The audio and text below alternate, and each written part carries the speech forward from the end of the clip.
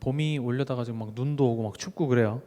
근데 추워도 기분이 하나도 안 나쁘더라고요. 왜냐, 날씨치가 아무리 추워봤자 봄은 옵니다. 그렇죠? 봄이 온다는 걸 너무나도 확신하고 있기 때문에 그래, 이번 주만 참으면 되지 뭐. 아니라 다를까 내일부터 이제 온도가 이제 10도 이상으로 올라가더라고요. 그래서 패딩에서 바로 반팔로 넘어갈 것 같아요. 봄옷, 가을옷 이제 안 사셔도 될 것 같습니다. 신앙생활도 마찬가지인 것 같습니다. 아무리 눈 모라가 쳐도 봄이 온다는 사실을 안다면요, 흔들리지 않습니다. 하나님은 반드시 우리 삶 속에 봄과 같은 그런 축복을 예비하고 계십니다. 우린 그것을 학수고대하는 것이죠. 근데 그것을 모른 채 왜 이렇게 춥지? 그냥 그 추운 그 순간만 계속 우리가 생각하고 거기에 머물러 있다 보면은요, 봄이 와도 기쁘지 않을 거예요. 여러분들이 이 예배 시간을 통하여서 하나님을 소망하는 겁니다. 하나님께서 우리 가정에 하실 일을 소망하는 겁니다. 하나님이 내 마음속에 따뜻한 햇살을 비춰주고 계십니다. 그거 마음껏 쬐다 가세요. 이건 그 찜질방에 있는 그 원적의 선보다 더 좋습니다. 그 그리스도의 생명의 빛을 여러분들 마음에, 생각에 풍성히 쬐고 가시는 그런 시간 되기 바랍니다. 지금 이제 에베소서가 이제 거의 마무리돼 가고 있는데, 바울이 마지막으로 강건해져라, 또 지난 시간에는 하나님의 전신갑주 입으라 이야기를 했습니다. 그리고 이제 오늘은 이제 기도에 대해서 이야기를 합니다. 오늘 말씀의 제목이 성령 안에서 기도하고. 그래서 오늘은 기도에 대해서 한번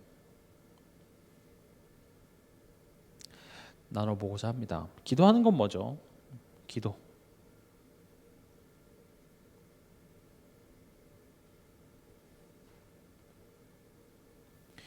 기도하는 건요, 하나님의 자녀됨을 적극적으로 누리는 방법입니다. 내가 하나님의 자녀입니다라고 말만 하는 게 아니라 정말로 기도하는 것이 하나님이 나의 아버지고 내가 그분의 자녀임을 누리는, 우리가 할 수 있는 가장 쉬우면서도 확실한 방법이 바로 기도입니다. 기도하는데 돈이 들지 않습니다. 기도하는데 대단한 어떤 능력이 필요한 것이 아니라 기도는 하나님을 아버지라 부르면 되는 겁니다. 우리의 모든 만남과 사건 속에 하나님을 계속 부르는 것.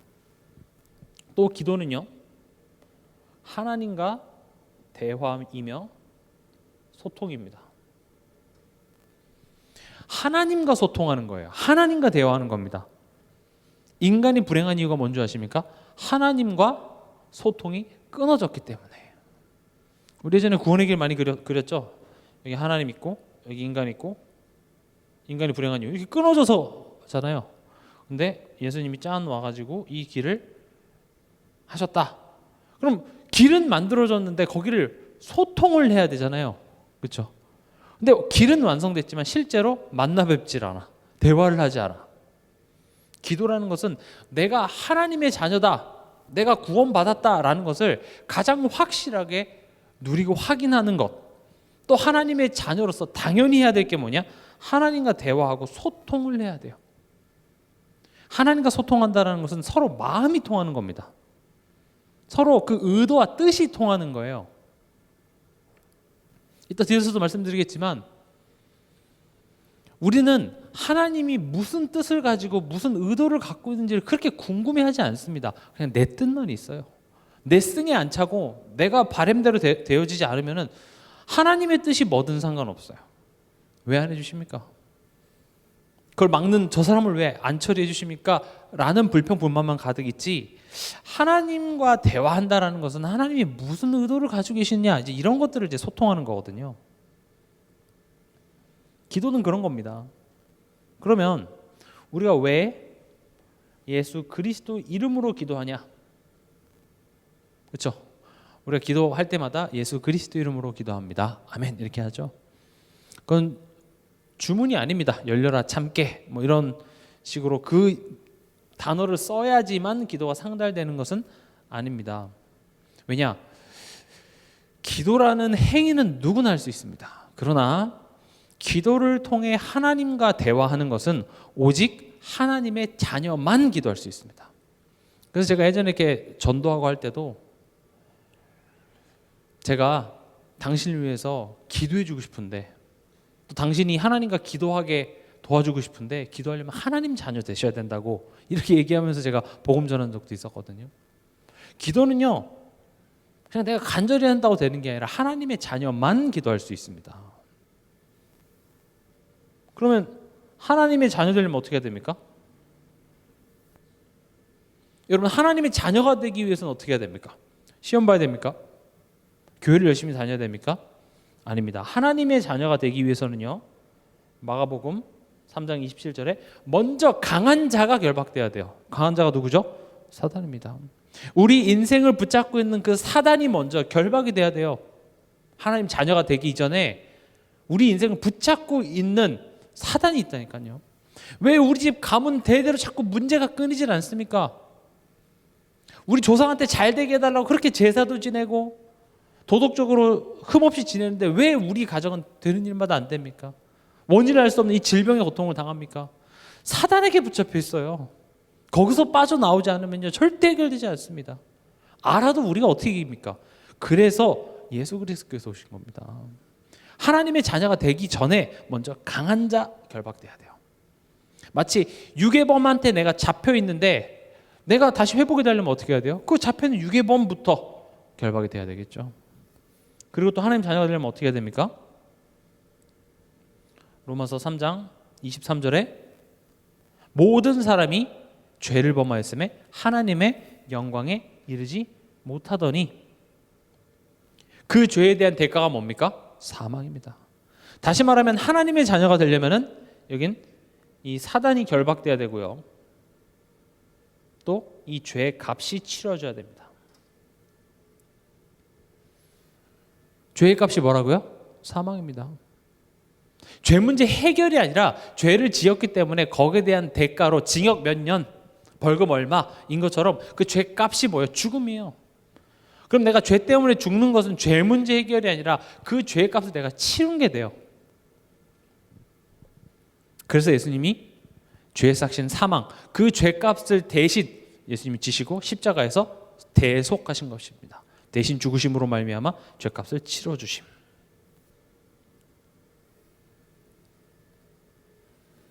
또 하나님의 자녀가 되려면 어떻게 해야 됩니까? 죽고 다시 태어나야 됩니다. 이건 용서해서 될 문제가 아닙니다. 다음부터는 그러지 마. 그렇게 해서 될 문제가 아니라 다시 태어나야 돼요. 왜냐? 에베소서 2장 1절에서 3절에 뭐라고 되어 있습니까? 너의 본질 자체가 하나님을 진동케 한대요. 그러니까 태어날 때부터 우리 본성 자체가 이미 부패되고 타락된 채로 태어났기 때문에 우리는 하나님의 자녀가 될 수가 없습니다. 그래서 에베소서 2장 1절에는 뭐라고 되어 있습니까? 허물과 죄로 죽었던 너입니다. 그래서 하나님의 자녀가 우리가 기도를 한다고 되는 것도 아니고 이건 불가능합니다.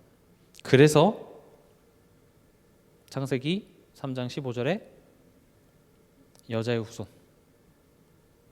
그리스도를 보내주셨는데 이 그리스도는 여러분들 돈 잘 벌게 하고 병 안 걸리게 하는 그런 그리스도가 아니라 하나님의 자녀되는 길을 열어주실 그리스도입니다. 그분이 누구십니까? 바로 예수님이죠. 예수님이 십자가에서 죽으심으로 말미암아 하나님의 자녀가 될 수 없었던 이 세 가지 문제를 해결하시고 성령으로 우리와 함께 하심으로 말미암아 우리가 하나님의 자녀 되는 권세를 주셨습니다. 내가 기도한다는 것은 이 권세가 내게 임했다는 사실을 누리는 것입니다. 그래서 예수님이 제자들한테 계속 모범적으로 보여주신 것이 기도하는 모습을 보여주셨습니다. 예수님은 하나님이십니다. 예수님은 굳이 기도하지 않으셔도 되지만 예수님은 기도를 통하여서 성부 하나님과 소통을 하셨습니다. 이미 아셨는데도 불구하고 그 모습을 누가 봅니까? 제자들이 봅니다. 그것을 누가 봅니까? 우리가 봅니다.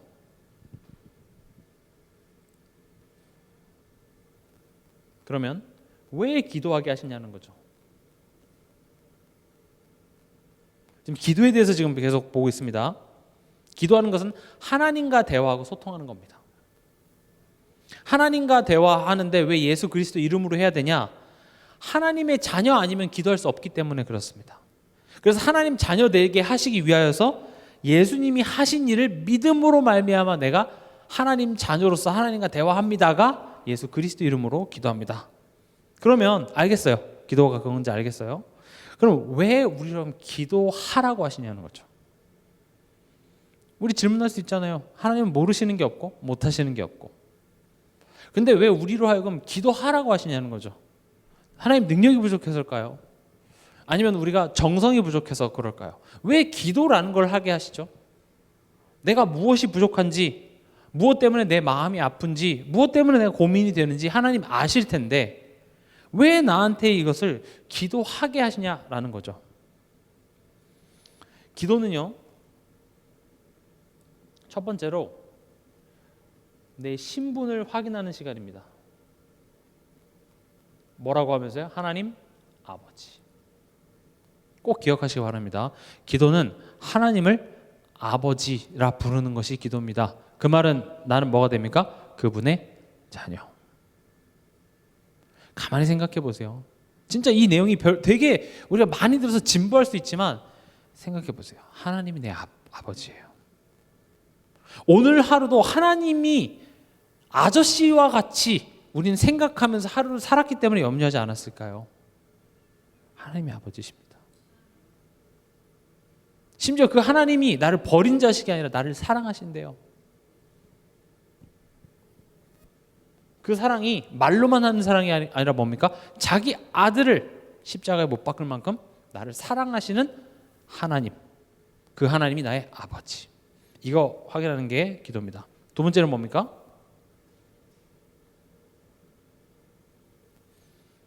하나님의 능력. 하나님은 하실 수 있다를 고백하는 게 기도입니다. 하나님은요, 여러분의 질병 치유하실 수 있습니다. 하나님은 여러분의 경제 문제 해결하실 수 있습니다. 하나님은 여러분들의 자녀 문제 해결할 수 있습니다. 하나님은 여러분의 직장 문제 해결하실 수 있습니다. 이걸 고백하는 게 기도입니다. 하나님은 하실 수 있습니다.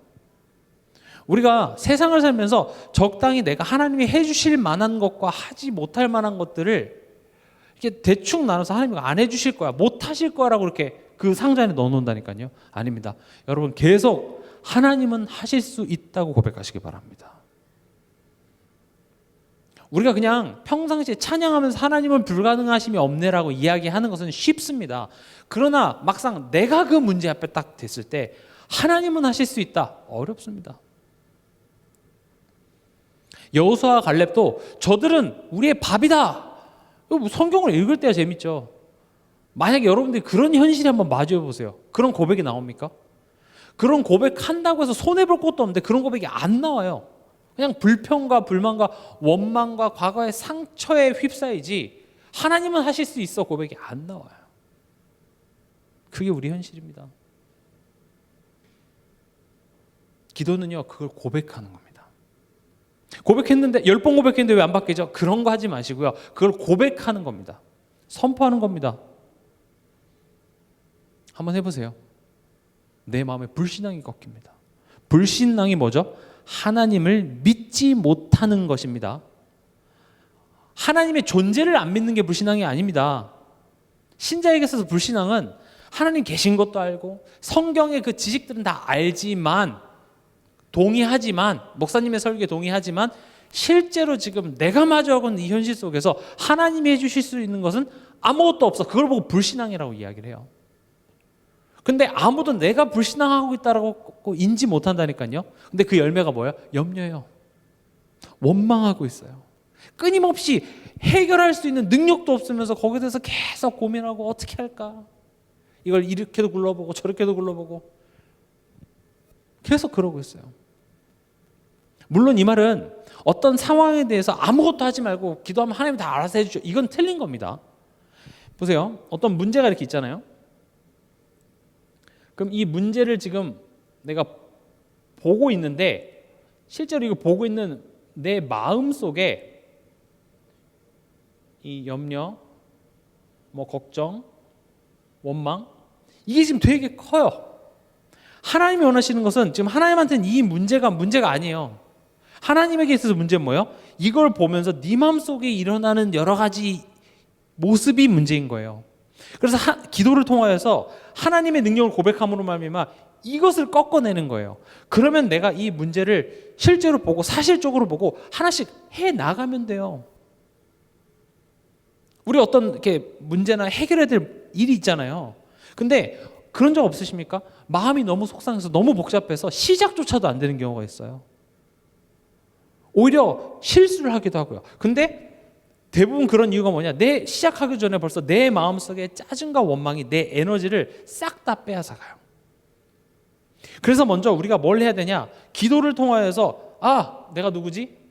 하나님 하실 수 있다. 이걸 고백함으로 말미암아 내 마음에 하나님에 대한 불신앙의 열매를 빨리 쳐내야 돼요. 그럼 힘이 생깁니다. 그리고 지금 내가 해야 될 것들을 하나씩 할 수 있어요. 이해가 되십니까? 근데 보세요. 이제 이건 알겠어요. 하나님 나를 사랑하시는 나는 하나님의 자녀야. 알겠어요. 그리고 하나님은 이 문제 해결하실 수 있는 능력이 있어. 이 문제는 하나님한테 껌이야. 알겠는데 근데 왜 안 해결해줘요? 이 부분이 중요합니다. 날 사랑하시는 거예요. 버린 자식 아니에요. 그리고 하나님한테 이 문제가 어려운 문제도 아니에요. 또 내 정성이 부족한 문제도 아닌데 그럼 왜 안 해결해 주세요? 왜 안 해주죠? 그럼 여긴 당연히 뭐가 있겠어요? 하나님의 뜻이 있다는 거예요. 기도는 하나님의 뜻이 있죠를 인정하는 거예요. 쉽게 예를 들어볼게요. 자녀가 엄마 나 100만 원만. 중학생 예를 들어서 중학생이나 초등학교 자녀가 와서 엄마 나 100만 원만. 엄마 줄 수 있습니까? 안 줄 수 못 줍니까? 줄 수 있습니다. 100만 원이 문제겠습니까? 자녀를 위해 못 줄 것이 없습니다. 근데 부모는 100만 원을 줄 수 있는 능력이 있고 자녀를 사랑해도 주지 않는다면 그러면 미워서겠습니까? 거기에는 부모의 메시지가 들어가 있습니다. 그럼 여러분들은 어떻게 해야 됩니까? 안 주네요? 난 엄마랑 얘기 안 할래요. 이게 맞아요? 아니면 엄마한테 그 의도를 물어보는 게 맞아요? 당연히 후자겠죠. 왜요, 엄마? 왜 안 주시죠? 나는 지금 이렇게 필요한데? 그럼 엄마가 안 주는 이유가 있단 말이에요. 여러분들도 자녀가 뭐 달라고 하면 바로바로 이렇게 사줍니까? 그건 별로 자녀한테 좋은 게 아닙니다.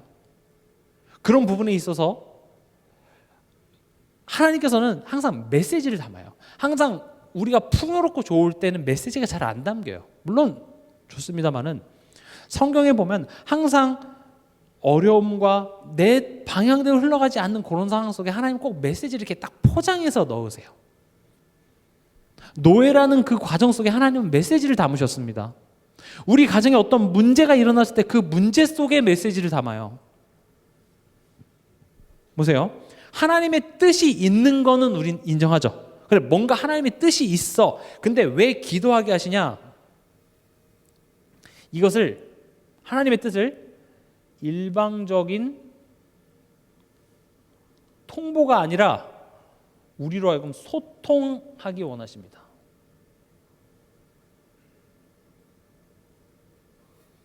통보는 뭡니까? 몇 월 며칠까지 나가주세요 하고 딱 이렇게 붙이는 거죠. 근데 하나님은 그렇게 통보를 안 합니다. 소통하기를 원하십니다. 우리처럼 질문케 하시고 생각하게 하셔서 하나님은 그것이 우리에게 이해가 되도록 설득해 나가십니다. 성경이 이렇게 두꺼운 이유는 뭡니까?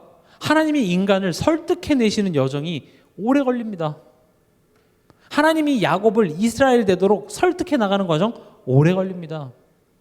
아브라함을 아브라함 되게 하는 그 여정이 있습니다. 예수님이 예수님의 제자들을 설득하는데 오래 걸리십니다. 왜냐? 강제로 하나님이 복종케 하실 수 있었으나 그렇게 하지 않으셨죠. 설득하십니다. 왜냐? 하나님 우리를 사랑하시기 때문에 그렇습니다. 왜 사랑하는데 오래 그렇게 설득하십니까? 사랑은 오래 참고입니다. 하나님이 정의하시는 사랑은요, 오래 참아내십니다. 언제까지요? 우리가 그 의미를 알 때까지요. 네가 그 가치를 깨달을 때까지요. 여기 앉아 계신 부모님들은 다 이해하시죠? 뻔히 저렇게 가면은 고생할 텐데 알아도요. 뭐 때로는 매도 들어봅니다. 때로는 화도 내보지만 그래도 기다립니다. 그 가치를 알고 돌아올 때까지 기다리고 기도하고. 성경이 정의하는 그 사랑은 오래 참고입니다. 하나님 우리에 대해서 오래 참으십니다.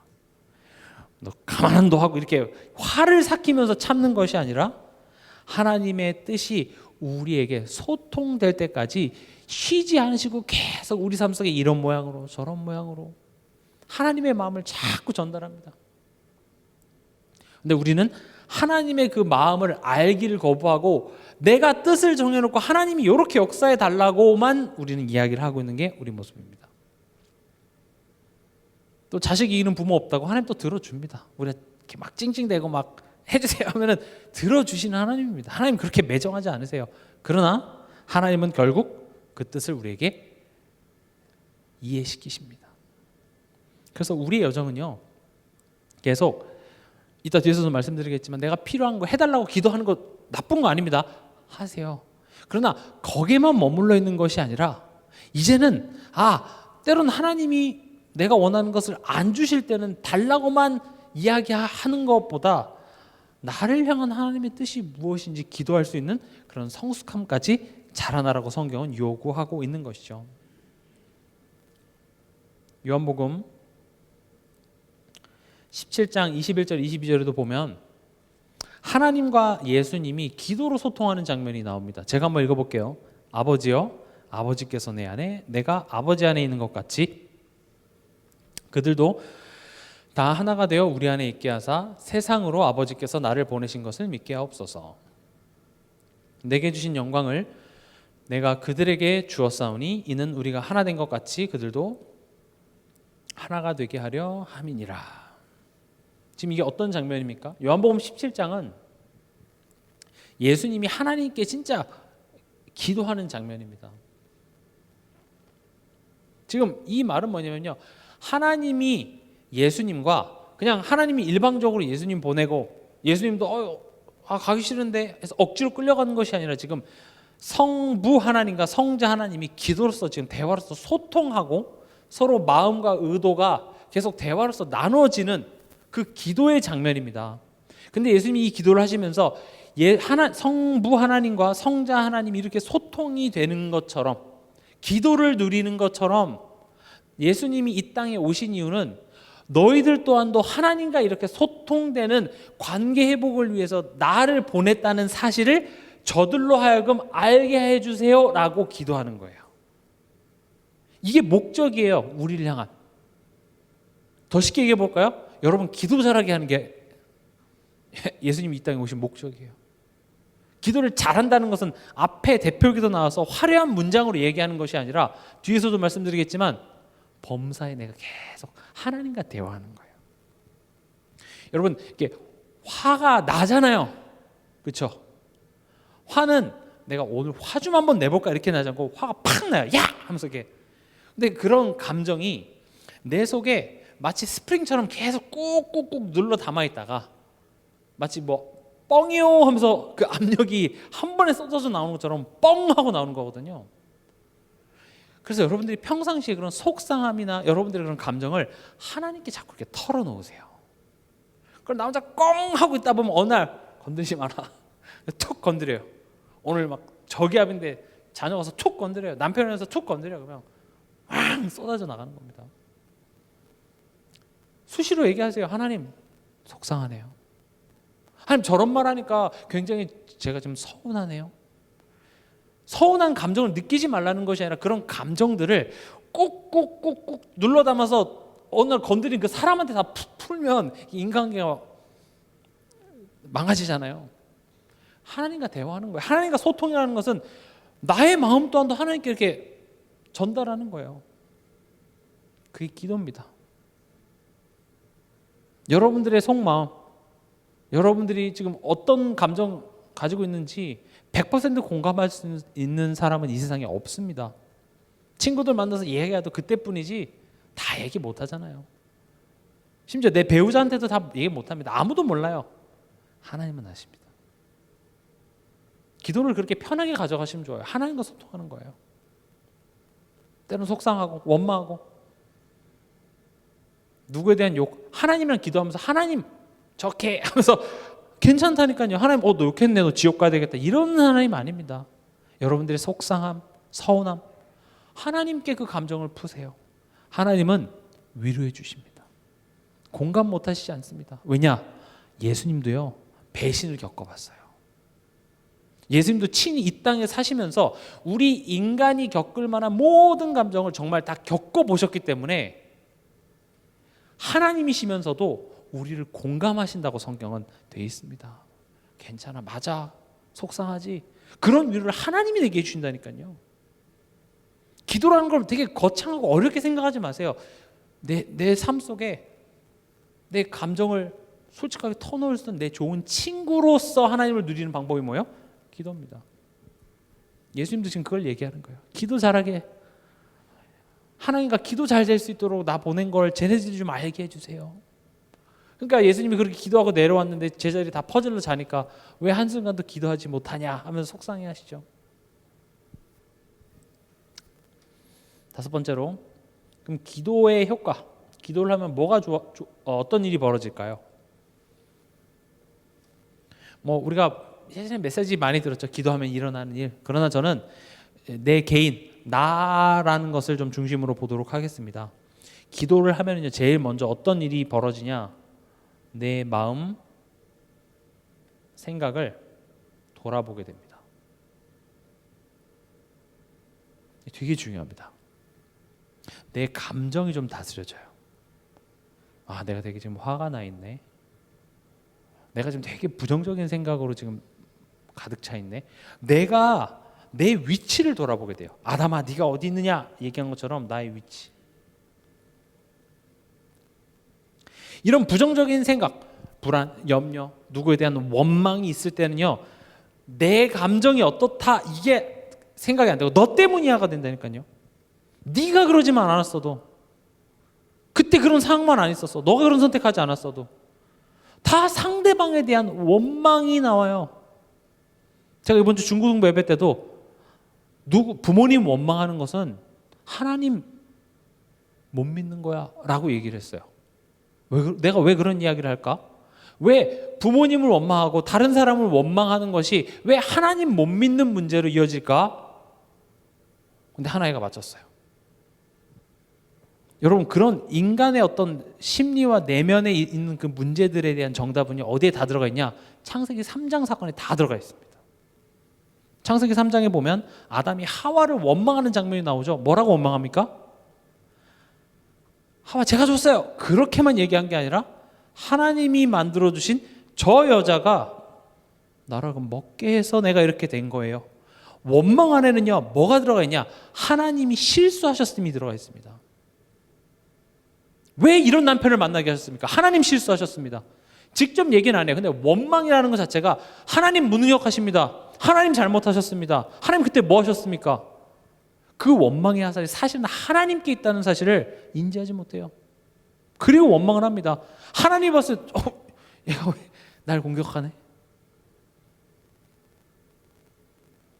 저도 이렇게 부정적인 생각에 사로잡히면요 힘이 빠져갖고 아무것도 하기 싫다니까요. 저도 오늘 그냥 사역 안 가고 싶다 이런 마음도 생겨요. 다 그만하고 싶다, 부정적인 생각이 들면은요. 이게 여러분들이 지금 최근 들어서 우리 교회만 그런 건 아닙니다.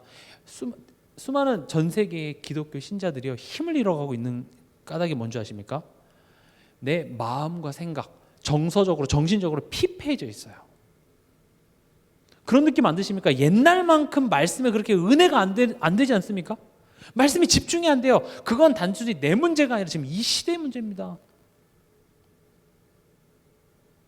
그런 부정적인, 왜냐하면 예전에는 지구 저 반대편에 무슨 일이 있는지 몰랐다니까요. 트럼프가 무슨 말을 했는지 몰랐어요. 그냥 오늘 일어나고 기분 좋고 하면 되는데 핸드폰 딱 아침에 켜면 뭐예요? 전 세계의 부정적인 나에게 두려움을 주는 메시지가 싹 다 오죠. 그러니까 그런 불안함과 두려움 속에 계속 살아가는데 그 두려움을 이기기 위해서 더 큰 자극, 더 큰 자극. 그걸 자꾸 추구하다 보는데 그게 스트레스 해소가 됩니까? 건강하게? 스트레스 해소되지도 않아요. 그러니까 더 큰 자극으로 자꾸 덮다 보니까 정신적으로 생각 다 피폐해져요. 인내심도 없어지고 혐오만 늘어나고. 근데 더 가장 큰 문제는 뭐냐? 말씀이 들려지지가 않아요. 그 악순환을 깰 수 있는 유일한 방법이 말씀이 선포되어져야 되는데 심지어 코로나 기간 딱 지나고 나니까요. 예배 안 와요. 예전엔 그래도 예배 안 나가면 벌 받는 거 아니야 라는 마음을 가지고 의무적이라도 왔지만 이제 코로나 지나고 보니 별 문제 없는데? 안 와요. 여러분들이 기도라는 것은요, 지금 내 마음 생각을 돌아보게 하는 것이 기도입니다. 우리가 착각하는 것 중에 하나가 기도라는 행위를 내가 열심히 했다. 그렇게 하고 다시 내가 삶 속에서 염려, 걱정, 불안 이걸로 내 생각이 장악된다면 그 올바른 기도 아닙니다. 기도라는 행위를 내가 많이 했다고 해서 그게 필요 없다는 말은 아닙니다. 하는 게 안 하는 것보다 나아요. 그런데 문제는 뭐냐면 그렇게 많이 하면서 정작 내 마음, 내 생각 돌아보지 않고 기도하고 왔는데 기도하지 않고 TV 앞에 있는 내 자녀에 대한 미움과 원망이 확 나간다면 그걸 바로 기도한 거 아니에요. 오해하지 마세요. 자녀에 대해서 마땅히 성경을 가지고 교육해야 될 것을 하지 말라는 내용이 아니라 내 마음속에 뭔가 불안하고 염려하고 누군가를 원망하는 마음과 생각이 돌아봐지지 않는다면 그 기도는 올바른 기도가 아니라고요. 그럼 바리새인의 기도예요. 하나님, 나는 기도했습니다. 바리새인이 했던 기도가 그거잖아요. 나는 오늘 아침에 시간 맞춰서 기도했고 사거리 앞에서 모든 사람 보는 앞에서 내가 거룩히 기도했습니다. 그거 자랑하는 거랑 정작 진짜 기도는요, 내가 하나님 못 믿고 있구나. 내가 오늘도 이 부정적인 생각, 죄인의 자리에 있을 때 했던 그런 열매들로 내 삶이 가득했구나라는 것들을 여러분들이 기도하면서 깨닫게 되는 거예요. 이게 왜 중요한지 아십니까? 우리 가문의 저주와 재앙은 예수 그리스도 영접하는 순간 끝이 났습니다. 근데 문제는 내가 그 열매를 계속 만들어내고 있어요. 이미 나는 거지가 아니에요. 왕자가 됐어요. 신분으로 법적으로 너는 이제 왕자다. 땅 해서 법적으로 나는 왕자인데 문제는 뭐냐면 예전에 거지로 살았던 체질을 가지고 안 씻고 자꾸 쓰레기 같은 거 방에 주워 놓으면 뭐야, 나 왕 됐다는데 왜 내 방은 더럽습니까? 왕 됐다는데 왜 내 방에서 냄새가 납니까? 너 왕자 맞아. 그런데 너 왜 자꾸 쓰레기 주워? 너 왜 자꾸 거지의 습성을 가지고 계속 살아? 그래서 냄새 나는 거야. 그래서 왕은 그것을 해결해 주기보다는 너가 왕자다워지라고 얘기를 합니다. 무슨 말이냐? 우리 가정, 우리 가문의 우리 예수 그리스도 믿는 순간 우리 가정 가문의 저주와 재앙 끝났다고 하는데 왜 대물림 계속되죠? 우리 가정 가문에 왜 이런 문제 계속되죠? 사실은 이게 안 돼서 그래요. 부모가 그래서 내 마음과 생각을 자꾸 복음 앞에 비춰야 된다니까요. 누구 탓하기 이전에. 또 그런 문제를 통해서 하나님께서는 자꾸 내 자신을 돌아보게 합니다. 꼭 그렇게 하셔야 돼요. 그 오은영 박사가 하는 프로그램도 보면은 아이가 문제가 있다고 보지만 가만히 보니까 엄마가 문제가 있는 거죠. 보이잖아요. 근데 그런 게 남의 가정은 잘 보여요. 내 건 안 보여요. 또 내 걸 얘기해 주면 기분이 나빠서 듣기가 싫어요. 저 부분 되게 이상해. 그냥 남 욕할 땐 좋다니까요. 근데 정작 안 봐집니다. 내 가정은. 기도의 효과는요, 지금 내 마음과 생각을 돌아보게 돼요. 기도하면서 그래, 내가 참 염려를 많이 하고 있구나. 아이고, 내가 또 참 바꿀 수 없는데 그 쓸데없는 걱정 가지고 내가 참 그랬구나. 이렇게 되는 게 기도를 잘한 겁니다. 여러분들 기도하고 집에 돌아가는 그 발걸음 속에 그래, 맞아, 내가 그때 그냥 좋게 얘기해 줘서 됐는데 내가 왜 그때 화가 냈지? 하나님, 내가 힘이 있어요. 이런 게 기도예요. 그럼 이제 내 자신이 돌아보게 되니까 기도하면 어떤 열매가 나타나냐? 하나님의 은혜와 도우심을 간구하게 되어 있습니다. 하나님, 내게 은혜를 더하여 주시옵소서. 하나님의 힘 주세요. 성령 하나님께서 내 마음과 생각 지켜주세요. 우리가 복음을 깨달았다고 하지만 실제적으로 내 삶 속에 더욱더 하나님의 은혜와 도우심을 필요한 나임을 깨닫고 그것을 간구하는 그런 열심이 없다? 그 복음 못 깨달은 겁니다. 저는 오히려 제가 주중에 사역하면서도 우리 교회 아니신 분들, 다른 교회 다니시는 분들을 제가 만나는데 그분들이 더 열심히 해요. 그분들이 더 어떻게든 기도하려고 하고 어떻게든지 성경 보고 성경 뭐 필사도 하시고, 근데 정작 우린 복음을 안다고 잡아놓은 우리가 그들보다 더 못한 삶을 살고 있다니까요. 물론 그런 행위로서 뭔가 축복을 얻는다 이런 개념이 아니라 그들이 복 받으려고 열심히 하는 게 아니라 내 위치가 자꾸 돌아봐지는 거예요. 그래서 나는 하나님을 더 의지하기 원합니다. 하나님을 알고 나를 안다면요, 우리는 하나님을 더 알기 원해야 되는 게 정상입니다. 더욱더 예배 자리에 와서 하나님을 붙들려고 하는 게 진짜 나를 아는 거예요. 우리가 한 주간 살아가면서 내 마음대로 되는 게 있습니까? 내 뜻대로 내 계획대로 삶이 흘러가십니까? 아니라니까요. 알면서도 우리는 끝까지 또 내가 해요. 이 말이 여러분들에게 메시지로 들려주시기 바랍니다. 적어도 이 자리에 오신 여러분들은 축복받은 사람입니다. 왜 오셨어요, 이 자리에? 우리 동산교회 같이 재미없는 교회를 왜 수요일날 추운데 오셨어요? 아마 성령 하나님께서 여러분들 마음속에 그래, 나는 하나님의 은혜가 필요한 사람이야. 나는 하나님이 도와주셔야 돼. 오늘도 말씀을 통해서 나는 힘 얻지 않으면 나는 안 돼. 왜냐, 우리 마음과 생각이, 우리의 본질 자체가 자꾸 하나님 떠나는 것밖에 하지 못해요. 그걸 알았다? 그래서 그 은혜를 내가 사모한다? 축복받은 사람입니다. 여러분들은 축복받은 사람입니다. 감사하시면서 돌아가시기 바랍니다. 기도하면은요, 어떤 일이 벌어지냐? 우리의 이제 생각과 감정의 변화가 일어나기 시작합니다.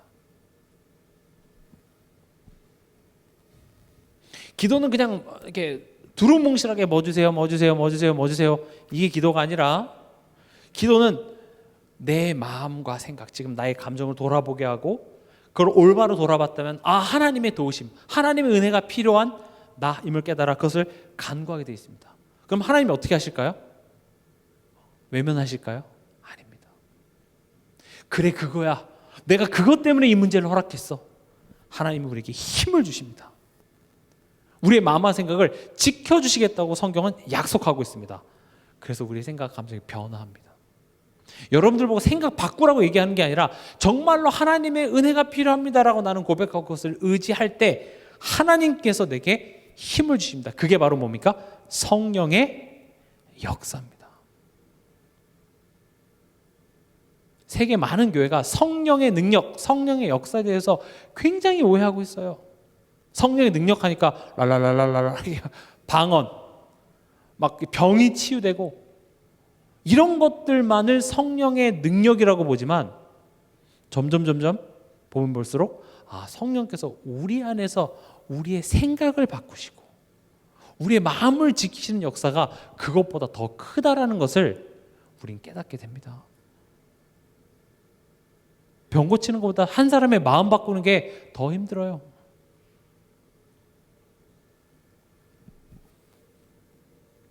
그러니까 이런 생각, 감정의 변화가 뭐로 나타납니까? 새로운 도전으로. 어떤 도전입니까? 나를 살린 도전입니다. 나부터 하세요. 예를 들어서 가정 안에 좀 아픈 환자가 있습니까? 나부터 운동하세요. 같이 아파서 같이 하지 마시고요. 아픈 환자가 있으면요, 벌써 나부터 빨리 점검하세요. 나부터 운동하고 샤워도 깨끗하게 하고 옷도 입고 주변 환경도 깨끗하게 정리해서 내가 먼저 이렇게 활기차고 기분 좋은 것으로 해야 내가 환자를 도울 수 있는데, 대부분 이렇게 병원에서 이렇게 보면은 환자랑 같이 이렇게 인상이 어두운 분이 계시는 반면에 또 환자는 아프지만 보호자가 이렇게 좀 환한 분이 계세요. 그럼 그게 영향을 미친다니까요. 다시 말하면 우리 가정에 어떤 문제가 있어도 그것 때문에 난 못해 이렇게 하지 마시고 자꾸 나를 살리는 도전을 하세요. 자꾸 내 생각을 바꾸고 필요하다면 환기도 좀 시키시고 방 구조도 좀 옮겨보시기도 하고 음악 들으면서 이제 날씨 좋아지니까 산책하시면서 기도도 하고 또 내 스스로 한번 찬송 부르시면서 여러분들 마음을 자꾸 나를 살리는 도전들이 기도의 효과입니다. 왜냐? 사람은요 영향을 받습니다. 영향을 받아요. 특히 같이 사는 가족들한테는 무조건 영향받습니다. 같이 공기를 같이 마시고 있잖아요. 마시면은요 그 염료의 공기 같이 마시면 같이 어두워집니다.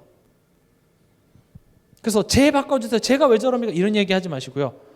나를 살리는 도전. 그 기도의 열매입니다. 기도하면 이런 열매들이 우리 삶 속에 일어나야 돼요. 그래서 나를 살리는 도전이 무엇으로 이어집니까? 다른 사람 살리는 열매로 이어지는 것입니다. 이해되시죠? 기도라는 것을 막연하게 가져가지 마시기 바랍니다. 오늘 본문입니다. 오늘 본문에 보면 18절에 모든 기도와 간구를 하되 이렇게 되어 있습니다.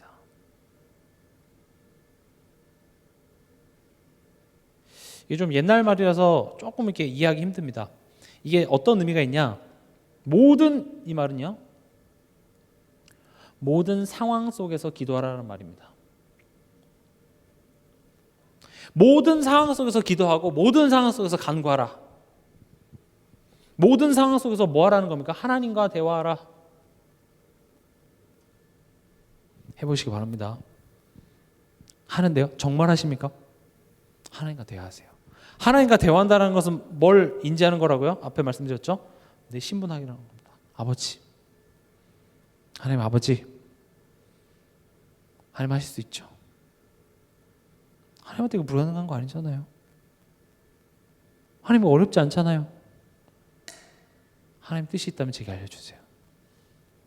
제게 무슨 뜻이 있습니까? 이 문제에 대한 뜻 말고요. 이 문제를 바라보는 나를 향하여서 하나님 무슨 말을 담기를 원하십니까? 모든 상황 속에서 하나님과 대화하라는 겁니다. 그래서 여기 기도, 간구 이렇게 두 개를 나눴는데 기도는 아까 말씀드렸다시피 하나님과의 대화입니다. 간구는 뭐냐? 여러분들이 뭐 특별히 필요 또는 어떤 긴급한 요청이 있죠. 이런 것들을 하나님께 아뢰는 것을 보고 간구합니다. 간구하시기 바랍니다. 급하게 경제적인 문제가 생기셨습니까? 하나님께 간구하시기 바랍니다. 나쁜 거 아닙니다. 하나님 이 문제 해결해 달라고 왜 기도 못합니까? 그럼 사람한테 찾아가겠습니까? 하나님께 기도하십시오. 아프시면 갑자기 배가 아프십니까? 하나님 배가 아픕니다. 배가 낫게 해주세요. 간구하시기 바랍니다. 가정에서 어떤 문제가 생겼습니까? 하나님 이거 해결해 달라고 간구하시기 바랍니다. 그러나 끝까지 간구하시기 바랍니다. 왜냐? 하나님은 그 문제를 해결하실 수 있고 그 문제에 대한 하나님의 뜻을 하나님이 가지고 계시기 때문에 둘 중에 하나입니다. 그 문제를 해결해 주시든지 그 문제를 허락한 하나님의 뜻이 여러분들에게 알려질 때까지 기도하라는 겁니다. 그게 하나님과 대화, 하나님과 함께 살아가는 자의 모습인 겁니다. 그러면서 얘기합니다. 모든 기도와 간구를 하되 항상 성령 안에서 기도하고.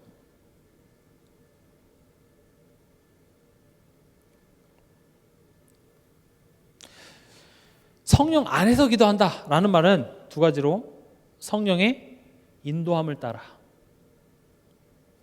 또 성령의 도우심을 의지하는 기도, 이걸 보고 성령 안에서 기도한다 합니다. 그러니까 내가 원하는 걸 주세요가 아니라 지금 성령님이 지금 나를 어떤 방향으로 지금 이끌고 있어요. 내 인생을 나는 요때 이렇게 되고 이번 달 말까지 이렇게 준비돼야 되고 그래서 다음 달에 이렇게 돼서 저렇게 되고 나 나름대로 내 삶을 목표하고 계획을 한다고요. 근데 성령 안에서 기도한다라는 것은 내가 그렇게 계획을 해도 나는 성령의 인도함 따라가겠습니다. 이게 성령 안에서의 기도예요. 내 계획을 무계획으로 살라는 말은 절대 아닙니다. 포인트는 뭐냐? 내가 다 계획을 해도 성령께서는 내 계획보다 항상 더 크고 더 좋은 일을 이뤄가신다는 그 사실을 열어두시고, 내가 이렇게 계획했지만 계획이 막힐 때는 때를 쓰는 것이 아니라 뭘 하는 겁니까? 하나님의 더 큰 계획을 기대하는 겁니다. 바울이 아시아로 가고자 힘썼는데 어떻게 합니까? 예수 영이 허락지 않았습니다. 바울이 끝까지 밀어붙였습니까? 아닙니다. 기도했습니다. 들어와 해서. 왜냐? 내가 고집 부리는 그 뜻보다 하나님은 더 놀라운 일을 계획하신다는 것을 기도를 통하여서 또 확인하는 시간이에요. 내 자녀의 모습이, 내 남편의 모습이, 내 아내의 모습이 지금 요때 이렇게 딱 바뀌었으면 좋겠는 게 내 모습입니다. 그러나 그렇게 되지 않죠. 그럴 때 우리 마음속에 불신앙부터 생겨요. 불안부터 생깁니다. 그래서 내 마음속에 뭐부터 선포하라고요? 하나님은, 성령 하나님은 지금 더 큰 일을 계획하고 계신다는 사실을 내 마음속에 먼저 선포해 주라고요. 그 불신앙이 제거돼야 내 안에 있는 빛이 내 자녀에게, 내 배우자에게 전달이 되는데, 안 되는 그 현실을 보면서 나 또한도 불신앙에 젖어 있다 보니 이게 계속 악순환이 되는 겁니다. 그러니까 하나님의 뜻이 아니라 내가 정해놓은 그 기준에, 예를 들어서 자녀의 이야기를 할 때 내가 정해놓은 그 기준에 자녀가 도달하지 못하면 그 내 욕심에 충족이 안 되니까 내가 내 자녀를 조지기 시작하는 겁니다. 내 남편이 이렇게 딱 돼야 되는데 안 되잖아요. 조진다니까요. 그럼 관계가 어떻게 되겠습니까? 그래, 어머니는 날 복음에서 사랑하셔서 이렇게 하시는구나가 아니라 다시는 엄마랑 얘기 안 해. 다시는 엄마가 하는 그 교회 안 가. 이렇게 된다니까요. 절대 오해하지 마시기 바랍니다. 그런 말을 하지 말라는 내용이 아닙니다. 포인트는 그런 말을 하기 전에 내 마음을 점검하라는 것입니다. 제가 이경규 얘기 드렸잖아요. 이경규가 호통객으로 유명하잖아요. 막 화를 내는, 그걸로 사람 웃기는 게 이경규의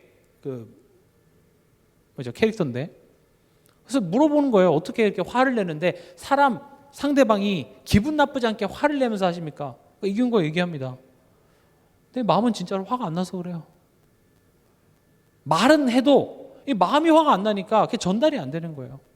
우리 식당이나 이런 데 가면 욕쟁이 할머니 이런 데 있거든요. 제가 한 번은 약간 그런 컨셉이라고 해서 고깃집을 갔는데, 이거 판 탔는데 갈아달라니까 싫어요. 이렇게 얘기하니까 그거 저 무례한 건데 진짜 안 갈아주더라고요. 그래서 다시는 안 가. 근데 그런 욕쟁이 할머니 일반적으로 가면 막 욕을 해도 기분이 안 나빠요. 왜요? 사실은 여기로 화가 안 나서 그래요. 그냥 말로만 그렇게 해서. 그 말은 뭡니까?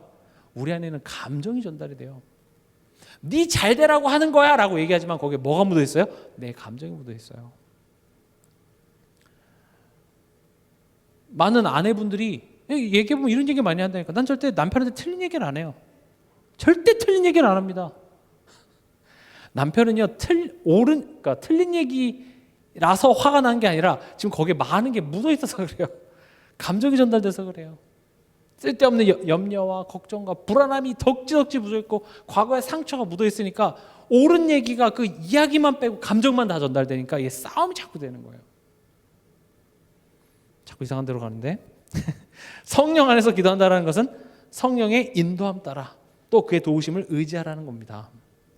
로마서 8장 25절에서 28절, 이거 한번 같이 찾아서 읽어보도록 하겠습니다.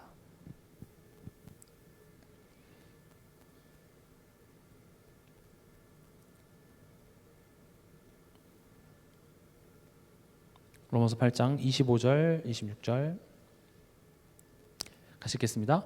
만일 우리가 보지 못하는 것을 바라면 참음으로 기다릴지니라. 이와 같이 성령도 우리의 연약함을 도우시나니. 여기까지 읽어볼게요.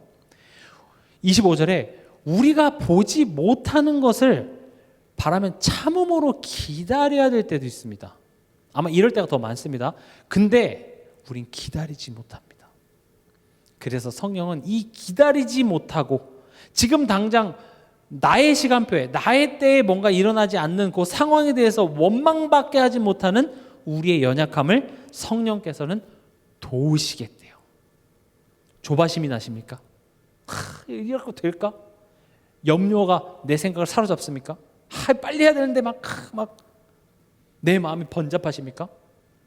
성령 하나님은 그거 하려고 우리와 함께 계십니다. 우리는 마땅히 기도할 바를 알지 못하나 오직 성령이 말할 수 없는 탄식으로 우리를 위하여 친히 간구하시느니라. 우리가 마땅히 기도할 바라는 것은 알지 못한다는 건 무슨 말이냐? 지금 우리는 우리에게 뭐가 유익한지 분별을 못한다는 거예요. 엄마 사탕 사줘, 엄마 저 로봇 사줘, 이런 거밖에 못한다는 거예요. 그러나 지금 너에게 그거 아직 필요한 거 아니야? 또 어린아이가 와서 엄마 칼 줘 하면 칼이 나빠서가 아니라 아직 기다려, 너한테는 아직 필요한 게 아니야. 성령 하나님께서는 우리로 하여금 그것들을 분별하지 못하기 때문에 우리를 위해서 대신 기도해 주십니다. 그리고 27절에 우리의 마음을 살피시는 이가 성령의 생각을 아시나니 이는 성령이 하나님의 뜻대로 성도를 위하여 간구하심이니라. 우리의 마음을 살피시고 결국 어떻게 합니까? 하나님의 뜻대로. 하나님의 뜻이 여러분들 삶 속에 이루어질 수밖에 없는 이유는 하나님의 주권도 있지만 성령 하나님께서 지금 여러분들 마음과 생각과 함께 하시면서 여러분들 삶에, 여러분들 가정 현장에, 여러분들 자녀의 삶 속에 하나님의 뜻이 이루어지도록 성령 하나님께서 친히 우리를 위해서 기도하고 계십니다. 그럼 여러분들이 적어도 그 성령 하나님이 나를 위해서 그렇게 일하고 계시는구나 라는 사실을 깨닫고 안심하시기 바랍니다. 안심하시기 바랍니다. 안심하고 가정에 돌아갔을 때 똑같은 잔소리를 해도 그건 잔소리가 되는 것이 아니라 살리는 말이 될 겁니다. 꼭 한번 체험해 보시기 바랍니다. 내 안에 있는 하나님을 불신하는 흑암이 꺾였을 때 나가는 교육적인 부모의 이야기는 자녀에게 똑같은 반응이 있지라도 꽂힐 겁니다. 그러나 거기에 내 염려와 과거의 상처와 그런 것들이 묻어있는 것은요, 아무리 내가 용돈을 줘가면서 얘기해도 그것은 잔소리로 들릴 것입니다. 왜냐? 우린 영적인 존재이기 때문에 그렇습니다. 28절에 우리가 알거니와 하나님 사랑하는 자 곧 그의 뜻대로 부르심을 입은 자들에게는 모든 것이 합력하여 선을 이루느니라. 뭐라고 합니까? 결국 하나님이 가장 좋은 거 만들어낼 거야. 우리에게 소망을 주십니다. 성령 하나님께서. 소망하시기 바랍니다. 내 현실, 내 능력 보면서 소망 안 됩니다. 지금 우리나라, 전 세계에 흘러가는 걸 보면 소망이 없습니다. 그러나 우리 뭘 보고 소망합니까? 모든 것을 합력하여 선을 이루시는 하나님의 일하심을 우리 말씀을 통해서 확인하죠. 그래, 하나님이 이렇게 최고의 것을 만들어내시는구나. 그것을 소망하게 합니다. 그러면서 뭐라고 되어 있죠? 오늘 다시 본문으로 돌아와서 성령 안에서 기도하고 이를 위하여 깨어 구하기를 항상 힘쓰며 이렇게 되어 있습니다. 이를 위하여 깨어 있으랍니다. 이게 무슨 말입니까? 기도하기 위해서 깨어 있으라는 거예요. 그걸 항상 힘쓰라고 되어 있죠.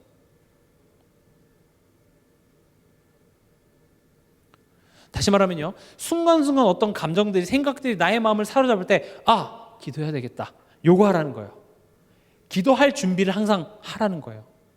왜냐? 우리는 감정에 또 어떤 생각에 우리가 사로잡힐 때가 많으니 그럴 때마다 바로 기도할 수 있는 그 준비 태세를 항상 하고 있으라는 거예요.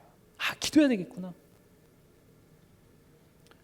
이해되십니까? 나 기도해야 되겠다. 염려가 나오십니까? 설거지 하시면서 나 기도해야 되겠다. 찬송 부르시고 말씀 들으시고 산책하시고 기도하시기 바랍니다. 그리고 또 뭐라고 되어 있습니까? 성도를 위하여 구하라고 되어 있습니다.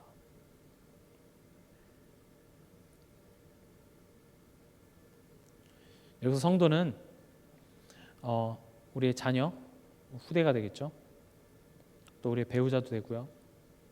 또 우리 교회의 연약한 또 여러 가지 성도들을 의미합니다. 성도를 위해 구하라고 되어 있습니다. 사실 성도를 위해 구하는 거지만 그것이 나를 위한 것입니다. 나에게 유익합니다. 왜냐? 아까 말했죠. 기도는 뭐라고요?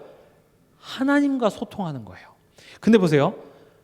저 A라는 성도를 기도하게 하신다라는 것은 지금 저 A라는 성도를 가지고 하나님이 지금 나와 소통하기 원하는 거잖아요.